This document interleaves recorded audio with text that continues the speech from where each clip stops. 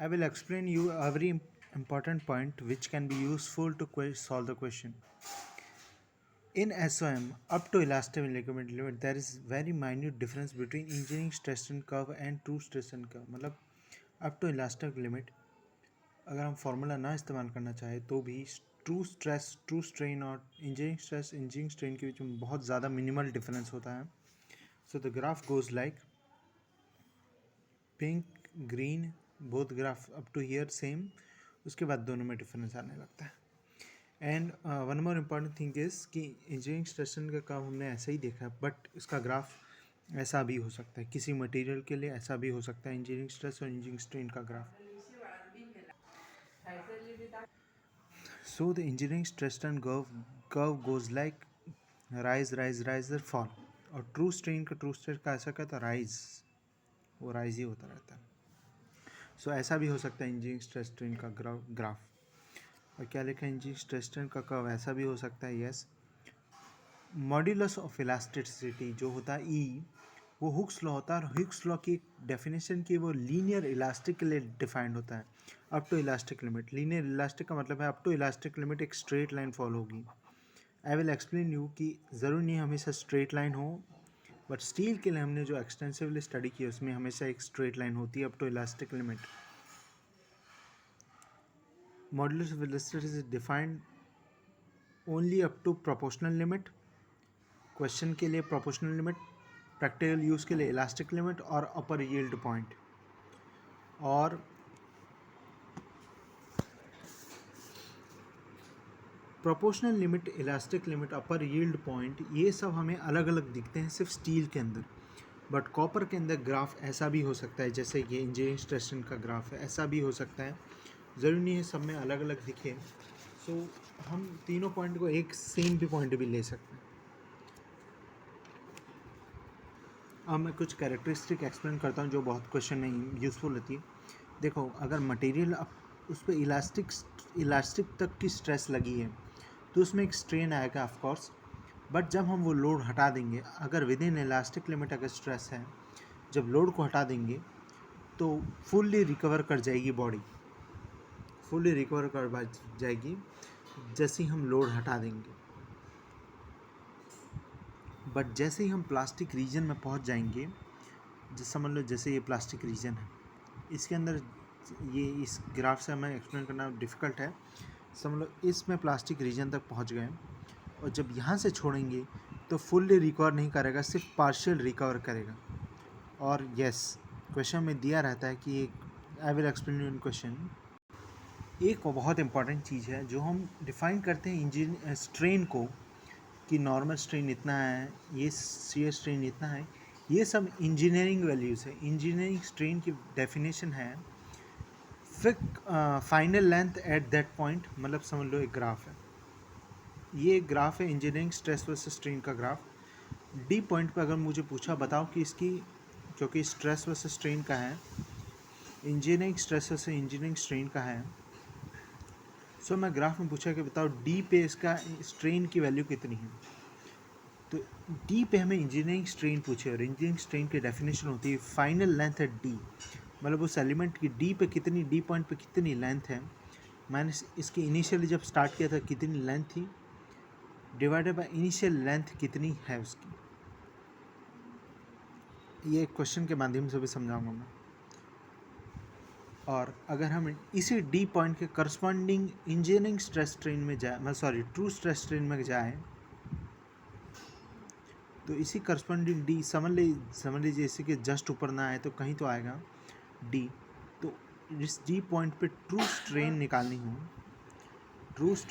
हो तो engineering strain की मदद से ln 1 प्लस ई एट डी की मदद से हम निकाल सकते हैं. So the what I have observed is the terms such as elastic recovery, plastic permanent deformation, resilience, ये सब जो टर्म है ये सब हम इंजीनियरिंग स्ट्रेस स्ट्रेन कर्व से निकाल सकते हैं. टफनेस भी इंजीनियरिंग स्ट्रेस स्ट्रेन कर्व से निकाल सकते हैं. अगर if you ask find the elastic recovery, for finding the elastic recovery you have to use the engineering stress strain curve. suppose if the value of d is given in true strain true stress curve, so first you convert it into engineering stress strain curve, then you find the value of elastic recovery and resilience and toughness, all this. अब बात यह है कि जो modulus of elasticity है, modulus of rigidity है, Poisson ratio है, even Poisson ratio, this all are defined for linear elastic curves. Just like steel has linear elastic curve. I will explain you at the moment in some moments what is linear elastic. So for steel, mostly if nothing is given, you can write stress is equal to E into strain. Stress has a definition, load upon area on which area perpendicular on which it is acting. Strain has only one definition, मतलब we have assumed the material to be isotopic and homogeneous, so her direction में E की value same है, मतलब EX, EY, EZ की value same है. सो समझ लीजिए x direction में तो स्ट्रेस समझ लो एक लोड है एक्स डायरेक्शन में लगा, तो स्ट्रेस की वैल्यू क्या होगी P upon area of this. Strain in x direction मतलब final length in x direction minus initial length in x direction divided by initial length in x direction, तो उसकी value से आ जाएगा यंग मॉड्यूलस.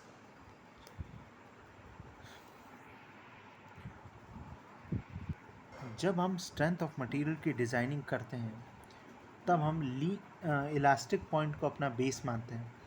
हम चाहते हैं कि कोई मटेरियल इलास्टिक पॉइंट को पार न करे, but sorry, I would like to withdraw my words. The thing is, in designing we use the ultimate tensile strength or ultimate shear strength as our basis of designing. So ये point होता है ultimate tensile strength और जो भी point है. अगर shear strength, ultimate shear strength जो है वो उतनी हो जाए जितनी material की allowable shear stress है, उससे ज़्यादा हो जाए तो फेल हो जाएगा. टेंसाइल के साथ भी ऐसा हो तो फेल हो जाएगा, मतलब मटेरियल मैक्सिमम इतनी स्ट्रेस झेल सकता है, इसके बाद मटेरियल फेल हो जाएगा. Now I am going to explain you the terms resilience, proof resilience, modulus of resilience and modulus of toughness. Area under load elongation curve within elastic limit is called resilience. और resilience की unit होती joule, मतलब for example half into load into elongation up to within elastic region. Within elastic region का मतलब है कि ए point तक या फिर बी पॉइंट तक या सी पॉइंट तक डी पॉइंट तक विदिन इलास्टिक रीजन कोई भी अगर पूछे तो. प्रूफ रेजिलियंस का मतलब होता है, प्रूफ रेजिलियंस मतलब अप टू इलास्टिक लिमिट, मतलब अप टू इलास्टिक लिमिट मतलब इलास्टिक पॉइंट तक कितनी एरिया. सो रेजिलियंस होता है विद इन इलास्टिक लिमिट कोई भी पॉइंट के बीच में, और प्रूफ रेजिलियंस एक स्पेसिफिक पॉइंट, दोनों की यूनिट होती है जूल. और what is modulus of resilience? Modulus of resilience इसका मतलब होता है within elastic limit in engineering stress versus engineering strain curve के अंदर विद इन इलास्टिक लिमिट कितनी एरिया है. और प्रूफ मॉड्यूलस ऑफ रेजिस्टेंस वही at the elastic point. Toughness होती है इस कर्व का पूरा area up to fracture point, और मॉड्यूलस ऑफ टफनेस होती है up to fracture point engineering stress versus engineering strain का area. Modulus of resilience, modulus of toughness, modulus of proof resilience, इन सब का यूनिट होता है जूल पर मीटर क्यूब, मतलब amount of energy per volume of the body.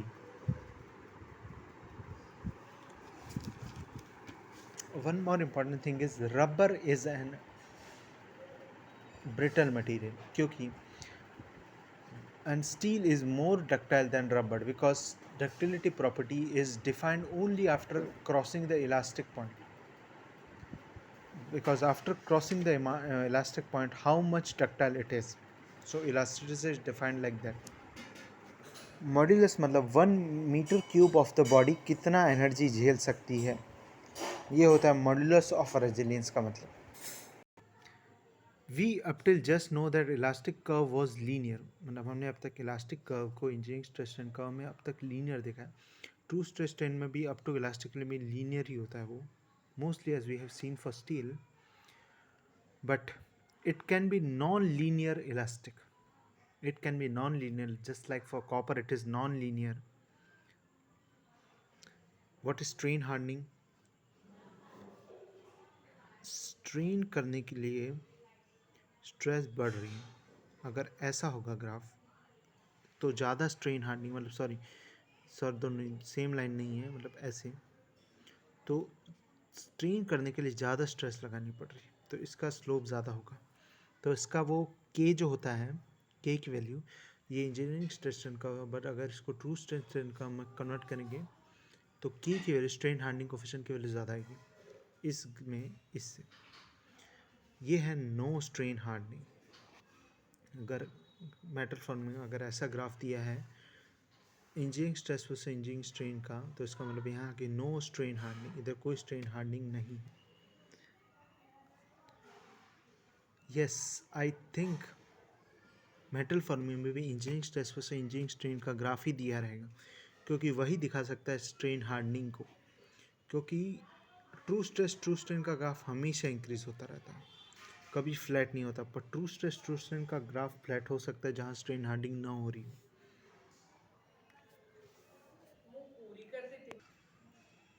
ये strain hardening, ये भी स्ट्रेन हार्डनिंग कॉपर के लिए। ये है रिजिड बॉडी का stress strain curve, engineering stress strain curve, क्योंकि रिजिड बॉडी में कितना भी स्ट्रेस लगा और स्ट्रेन कभी नहीं आता है। Now the most important graph of all this is loading and unloading curves. First of all, in this question, every time engineering stress versus engineering strain curve is given every time if we are dealing with SOM. In metal forming, I will explain you. If they will give, if they have to give true stress to strain curve, they have to define in the question that this is a true stress to strain curve. But if it is not defined, then it is engineering stress versus engineering strain curve. So consider linear elastic, because for only for linear elastic properties such as E and mu are defined. So up to elastic limit, then it crosses elastic limit and reach up to plastic limit. After leaving the reaching the plastic limit, we remove the load, so it comes down as here. So the coordinates here are very important. 0 0. Here the coordinates are x y. At x it is strain at D, normal strain at D, because this is a tensile curve, compressive curve. Of course, for here there is a normal strain. We don't have any, I don't have any idea about shear stress strain curve. We don't do that, so it is the normal curve. So how to find strain at B? Final length at B minus initial length of the component divided by initial length of the component will give the strain at B, and as it is lying in what point, elastic region, so sigma is equal to E into E is valid. Now we go to point C. At point C this formula is not valid. For here या तो हमें length, मतलब जब इतनी सी जितनी stress लगी है, जी जितनी स्ट्रेस लगी है उसकी वजह से कितना स्ट्रेन आया है या फिर कितना एलोंगेशन हुआ वो देना पड़ेगा। उसकी मदद से हम स्ट्रेन एट सी निकालेंगे, और या तो इक्वेशन देनी पड़ेगी जिससे स्ट्रेन और स्ट्रेन का स्ट्रेस और इंजीनियरिंग स्ट्रेस और स्ट्रेन का रिलेशन पता चले, क्योंकि ये तो वैलिड नहीं है यहाँ पे, और true stress true strain curve ये है नहीं, तो sigma is equal sigma T is equal to K E T raise to N use नहीं कर सकते, कुछ रिलेशन देना पड़ेगा ऑफ कोर्स। तो ये वैल्यू दे दी। अब जब नीचे आया तो वाई कोऑर्डिनेट हो गया 0, एक्स कोऑर्डिनेट हो गया ये, यहाँ पे इस पॉइंट मतलब जब इस पॉइंट पे लेंथ कितनी है ये देनी पड़ेगी, इस पॉइंट पे लेंथ कितनी है minus initial length of the component कितना है divide by initial length of the component कितना है, ये देना पड़ेगा। एक और इम्पोर्टेंट बात कि बी पे हम इंजीनियरिंग स्ट्रेस स्ट्रेन तो निकाल लेंगे बिल्कुल। अगर बोले बी ही पॉइंट पे ट्रू स्ट्रेस ट्रू स्ट्रेन निकालो पहली बार, क्योंकि ये बी इलास्टिक पॉइंट है, अब इलास्टिक रीजन के अंदर है, तो यहाँ पे ट्रू स्ट्रेस और इंजीनियरिंग स्ट्रेन के बीच में ज़्यादा फ़र्क होता नहीं, तो एग्जैक्ट वैल्यू लिख सकते हो। पर अगर फिर भी निकालना हो तो no problem, use sigma T is equal to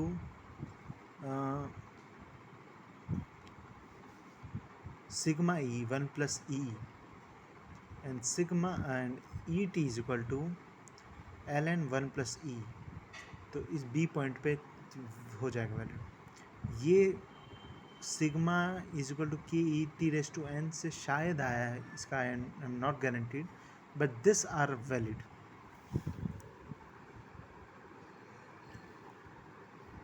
ज़्यादा डिफरेंस नहीं आएगा इस फॉर्मूले से और एजम्पशन से भी। Strain at C, final length of rod at point C due to stress at that point, value तो देनी पड़ेगी of stress, yes. Fast true stress at C, कोई बात नहीं, तो वही फॉर्मूला में पुट कर दो, आंसर आएगा। पी के confirm that the graph givens are engineering stress strain graphs. If you ask true strain at D, use it. Some important point जो मैं क्वेश्चन से भी एक्सप्लेन करूँगा, क्वेश्चन से एक्सप्लेन करना ज़्यादा रहेगा। ISRO that can be used in MSQs. First of all, the yield strength of a material is not a property of a material, क्योंकि जैसे बोल नहीं सकते कि सारे स्टील की यंग मॉडुलस सेम रहे या yield strength सेम रहेगी, no, it depends on percentage of carbon added. It also depends on same steel, same composition, same everything. Hot working किया गया है, हॉट वर्किंग नहीं किया गया, इस पर डिपेंड करता है। But the property such as E which is Young modulus, Poisson ratio, bulk modulus और modulus of rigidity, this does not depend on percentage of carbon, it also does not depend on hot working, cold working. So this can be stated as a property of steel, maybe any steel, but the properties such as yield strength, shear strength, ultimate tensile strength, these are not properties of the steel. ये same ही steel के लिए, exact same composition के steel के लिए अलग अलग hot working cold working करने पर अलग अलग वैल्यूज आ सकती है। अब एक और ये देखो, MSQs में क्या पूछ सकते हैं कि परसेंटेज ऑफ कार्बन बढ़ाने से क्या बढ़ सकता है स्टील में। अल्टीमेट टेंसाइल स्ट्रेंथ बढ़ जाती है, अल्टीमेट यील्ड स्ट्रेंथ बढ़ जाती है, मटेरियल का रेजिलियंस बढ़ जाता है, ब्रिटलनेस बढ़ जाती है, ब्रिटलनेस बढ़ने से डक्टिलिटी डिक्रीज होती है और टफनेस मटेरियल की डिक्रीज होती है, क्योंकि ग्राफ पहले ही ख़त्म हो जाता है। टफनेस का ग्राफ ऐसे ही होता है ना, तो जैसे स्टील में ज़्यादा कार्बन ऐड करोगे वो ज़्यादा फ्रैक्चर पॉइंट तक नहीं जाएगा, वो पहले ख़त्म हो जाएगा। तो टफनेस देखो ऐसा होगा, why the resilience increase and toughness decreases, क्योंकि रेजिलियंस ऐसे ऐसे ऐसे ऐसे समझ लो, पहले इनिशियली कर्व ऐसे था, अब कर्व जाएगा ऐसे ऐसे ऐसे ऐसे ऐसे ऐसे ऐसे खटक, तो रेजिलियंस अभी ये लास्ट पॉइंट है और ये पहले ये लास्ट पॉइंट, देखो रेजिलियंस तो बढ़ गई पर टफनेस देखो, ये इनिशियल टफनेस थी, ये फाइनल टफनेस थी, इसको और ले जाते हैं तो इनिशियल टफनेस ज़्यादा है, फाइनल टफनेस, तो परसेंट ऑफ कार्बन बनाने से टफनेस डिक्रीज होती है जबकि रेजिलियंस इंक्रीज होती है। So next video question will be explained.